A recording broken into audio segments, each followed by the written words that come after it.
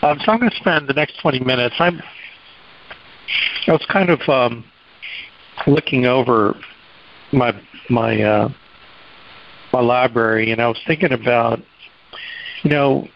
myself. It was like, what was the main thing that I had to overcome when I got into business? Like when I first got into the Amway business, and then when I got into the insurance business, and it was a thing related to self-image.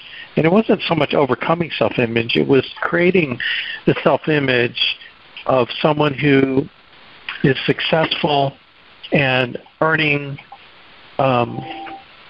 wealth, great wealth, and not being deterred by any setback, but moving forward past any setback, and creating a self-image that deserved the success I am about to have. Is getting over that whole idea. And there's a great book called Psycho-Cybernetics, and this is a book way back in the Amway days, and I think it's on Andy's book list, by Maxwell Maltz. He writes this book on Psycho-Cybernetics. And his whole premise on Psycho-Cybernetics is that your self-image is really the servo mechanism, the autopilot in your head that determines your success or failure in whatever endeavor you choose. And it's interesting how your past, everything you've done, can really impact your future and how you choose to feel about things that happen to you and what you do in reaction to those things. And but it was hard to read that book. I mean, I powered through it, but it was difficult because it was so technical and there's just so much to it. It was just hard to get through. And so you might get something out of it, but I liked his other book better, the book called Zero Resistance Selling. And I like this book a lot because it really gives you very specific things related to sales, which is what we do. It's recruiting and sales, helping families is sales, and it's called Zero Resistance Selling. And the whole premise of the book is techniques and ways to change your self-image, because you'll never change your results unless you change your self-image.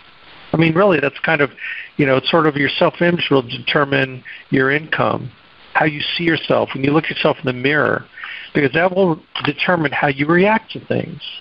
And I'm going to take some excerpts out of the book, so I'll feel like, old granddad by the fireplace, having my fireside chat with you, reading out of this book. There's just so many compelling things in it. And, hopefully I'll just go the next 20 minutes. But obviously, if I'm teaching from it, this might be something worth your time to get and read. And really, it's a very thin book. It's only about 3/4 of an inch tall. That's kind of how I measure books. It's about, it's probably more like 5/8 of an inch. And so he talks about this thing called the servo mechanism, or he calls it the servant mechanism. It's controlled by the self-image. And what it does is it works to guide you, whether you're awake or asleep, tirelessly, guide you to whatever objectives it is clearly given. So what the key is, you give it the objectives that you want to accomplish, and a lot of this is done through our self-talk and goals that we write down. The book Goals by Brian Tracy, and Self-Talk, What to Say When You Talk to Yourself by Shad Hempstead. Like, all these books kind of correlate. And he compares it to very much similar to guided missile technology. When you put in the coordinates, latitude, longitude, that's where the missile's going to go. And so your self-image will be the guidance mechanism, the servo mechanism to guide you towards that goal. And what that mechanism does, it affects the way you feel, and when you feel what you feel and what you do, to create the results that you're looking for in your life that points you towards that final objective. It can be an automatic success mechanism, or it can be an automatic failure mechanism. So understand, like, if you don't have a goal to succeed, you automatically have a goal to fail. So what are your goals? Have you written them down? Have you focused on what it is you want? Because if your subconscious doesn't know where it's going, then your auto-servo mechanism goes to sleep. So anywhere you go is where you are. So it doesn't matter. So like if you're unhappy where you are, then chances are you really haven't defined your goal strong enough to be emotionally involved in it to want to change your self-image to achieve that goal, because you're never going to get the goal without increasing your self-image to deserve that goal. So this book has many aspects to it. Like I said, I'm not a big fan of the original book, and even for me it was like tough to get through, but I'm a fan of this book because it talks specifically about self-image and how it applies to sales practice. He says here why we must question what our self-image believes. He says here it's amazing to realize that to have inside yourself this thing we're calling the self-image that exerts total control over what you're able to do. And that this thing may be making decisions for you based on completely false beliefs. Is that crazy? The self-image acting on false beliefs rather than true beliefs manufactures resistance. So here's how he designs resistance. You probably know what I'm talking about. This will make you feel like, oh my gosh, that's why. Resistance occurs when your body, mind, and soul are in conflict. It occurs when you want to do what you want to do is deemed impossible, quote unquote, for you by your own self-image, and occurs when you try to override your self-image rather than properly reprogramming your self-image, right? Have you ever just tried to power through something and there's so much conflict in you because your self-image says, oh, you're not good at this, you don't deserve this, and it fights. That's the resistance you're feeling. That is why you will definitely benefit by examining your self-image, what your self-image has accumulated and your current beliefs that have accumulated over your life.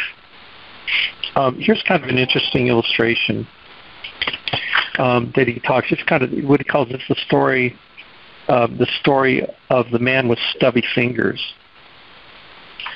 I'm going to read this to you. So Maxwell Maltz, okay, so this is Maxwell Maltz talking to this guy named Bill. Okay, so Maxwell says, why do you want your fingers operated on? And Bill says, can't you see they're much too short and stubby? Then Maxwell says, well, they look fine to me. What's difference does it make if your fingers are different in size or shape from mine or anyone else's? Then Bill says, because I'm sick of being clumsy. And then Maxwell, what do you mean?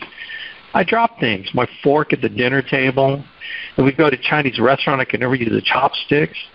And Maxwell says, well, me neither. But these dadgum fingers, he didn't say dadgum, but these dadgum fingers, I can't do anything. Catch the ball, hammer, nail straight, put up a shelf, or hang a picture around the house. And then Maxwell, and this bothers you? Of course. My wife jokes about it with our friends, about how she keeps the tools under lock and key so I can't do any damage. Right now she's putting a birdhouse up in our backyard, and she has hired a neighborhood boy to assemble it rather than having me do it. Maxwell, how does that make you feel? Bill says, the man of the house is supposed to fix things. I see. Did your father fix things? You bet. Papa could fix anything. And you never let me help because I was always so clumsy. I broke things. Did he tell you that you were clumsy? Yes, but he didn't need to. It was obvious. My older brother was good at using his hands like my papa. Well, my hands were never any good. Just getting through a meal without spilling something was a feat. Papa said my hands just weren't made to hold the tool. Well, what was it that you said about catching a ball? Nobody wanted me on their baseball teams because they couldn't catch a ball. Do you know that different boys mature at different speeds? I suppose so, yes. Well, how long has it been since you tried to fix anything around the house? Oh, I only tried Once, right after we got married, I was 19, that was 20 years ago, I tried to put in a storm windows and I broke one. When you first learned to drive a car, how were you as a driver? Okay, I guess. I didn't have any accidents, but I had some near misses. I had trouble with the stick shift. Well, do you drive differently today? Sure. I mean, it's automatic, right? You just do it. You don't think about it.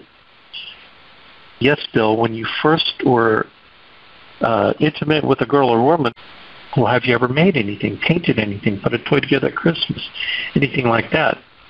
Well, I sometimes work a jigsaw puzzle. You look at the pieces, visualize how they fit together to make the picture. You pick up those thin paperboard pieces with your fingers and fit them together, right? Yes. I want you to try a few things for the next 30 days before you get serious about operating on your hands. If you will try these suggestions earnestly and you still want me to operate on your fingers a month from now, I promise we'll discuss the details then, all right? Okay. These are my prescriptions. You must follow them to letter. Just as you would a prescription for dosage size and time to take pills prescribed to you, all right? Yes. First, I want you to take half an hour every day to go to a quiet, private place. It could be the stall in the washroom during your lunch hour or better, in your car, parked under a shade tree, anywhere. Close your eyes. First, picture yourself working and quickly completing a very difficult jigsaw puzzle. Make your movie camera zoom in on your fingers, picking up the puzzle pieces and fitting them in place. Be aware of how you see what the finished puzzle is to look like in your mind. Be aware of how it feels to pick up each piece and place it neatly where it belongs, how it feels. Second, see yourself pushing the successfully completed puzzle aside and going to work on more difficult tasks, putting together a model car kit purchased from a toy store. Visualize the little parts, the glue. You get the picture in your mind of how it is to look when finished, just like you do the puzzle. You pick up one piece at a time in your fingers and carefully fit it into place. See yourself doing all this flawlessly. Third, you set the completed model aside, lay your hands flat on a table, fingers splayed out, and picture them growing longer and thinner, longer and thinner. See them playing the piano. See them closing tightly around a baseball after it plummets from the sky. Create this incredible mental movie and play it over and over and over again for 21 days in a row without fail. You may think this is childish or silly, but I demand that you set aside those thoughts and honor this prescription to the very best of your ability. Also, I want you to start a list. Take a piece of paper with lines on it to write on. Draw a big line down the middle. On the left side, list everything you can think of you did badly or goofed up on as a child. Did you ever wet your bed? Write that down. Did you ever keep a horribly messy room? Write that down. Did you fail math? Write that down. Keep a list with you and add to it whatever you think of anything. On the 22nd day, I want you to take a little time and fill in on the right side of this page. If you now do the thing or something much like it well that you messed up as a kid, write down what you do well. Let's say that you failed math, but now you do complex price quotations every day. Write that down. On the 22nd day, I want you to go to the hobby store and buy a car model, glue and tools. Don't let anyone know you're working on it, but somewhere secretly spend that half hour a day building the model. If you make a mistake, although I don't think you will, say to yourself, I am a mistake maker, but I am also a mistake breaker. I can do better, and this is only a toy anyway. Go buy another one and start over. When you get the model finished, come and show it to me. One other thing, I want you to get a book from the library on how to tie all different kinds of knots and buy some twine. Each day, tie one of the knots the way the book shows you. But take time to first picture both the finished knot and the process of tying it with your new slim, elongated piano-playing fingers in your mind. Then Maxwell Maltz says, I didn't see or hear from Bill for several months, and he'd forgotten about him. He dropped in unexpectedly one morning carrying a rather large box. Inside was a very complex hand-built model of a sailing schooner resembling a ship of a painting. representing psychocybernetics, a ship in the painting representing psychocybernetics that Salvador Dali painted and gave to me that hangs in my office. The model ship had intricate details, blah, blah, blah. I built this with my own hands as a gift for you, Bill said. Thank you, I said, but what about our plans to operate on your clumsy fingers? Bill laughed. Look, I got your message before the 20 days were over with. I realized my fingers weren't at fault, that it was what I believed about them that caused me to be clumsy. I thought clumsy, so I was clumsy. And maybe I was clumsy when I was a kid, but I was a lot of other things when I was a kid that I'm not now. Heck, I actually think my fingers got a bit thinner. Anyway, I won't be needing that surgery. Darn good thing, I said, because there's no such thing as a surgical operation to lengthen and slim fingers. As you can see, Bill is letting his past control his present, determine his future, unquestioned, unchallenged. What was true about Bill, or for that matter, you, 20 years, 2 years, or 20 months ago, may not be true today, and so it does not have to remain true. That's up to you. What's cool about this story, and what I love about it, is that Maxwell Maltz takes Bill through the whole process, which actually is a ton of NLP stuff in here. I just had to mention that. Because number one, it's the visualization of success and you visualizing each thing to the detail of what is success, a successful phone call, a successful appointment, finding the pain, building bond and rapport, going through the ATM, and just going through the picture in your mind of you making it happen, picking up the phone, answering objections, booking appointments, okay, and not booking an appointment, putting the phone down and picking up the phone again, not letting that stuff get to you. That's all part of success, knowing that when those things happen, you know how to deal with it. And then the other part I loved about is writing things down, like I mentioned, writing things down and keeping a track of things that you did do poorly and now that you do well. So you're visualizing how you did overcome certain things, where visualizing past successes. Where were you successful in your life? What did that feel like? Like, look, we aren't all losers. There are things that we won at. Sometime in our lives, we won at something. We did something great. And part of this visualization is feeling those times where you didn't feel like a loser, where you didn't feel, where your self-image was at its highest, and remembering that feeling and knowing that that person is still inside you and remembering what that felt like, right? And then the self-talk, squashing out negative thoughts. I am a mistake maker, but I'm also a mistake breaker. Those kinds of self-talk words that squash out negative attitudes and negative mindsets that you've built up over your lifetime. And what's amazing about taking this book and doing these mental exercises is over a period of time, he says 21 days, it does become a habit of thinking, an absolute habit of thinking. Here in this book, towards, about 3/4 of the way through, he talks about the 10 characteristics of master closers. So if you want to paint a picture, the picture you want to paint of yourself as a master closer, that's how he talks about people that are winning. Number one, a master closer shows no fear. In other words, they're never pushy. They don't resort to obvious hard sell tactics. They're confident, relaxed. They let the conversation take its own course and move at its own pace. They welcome questions and objections. They never fear those.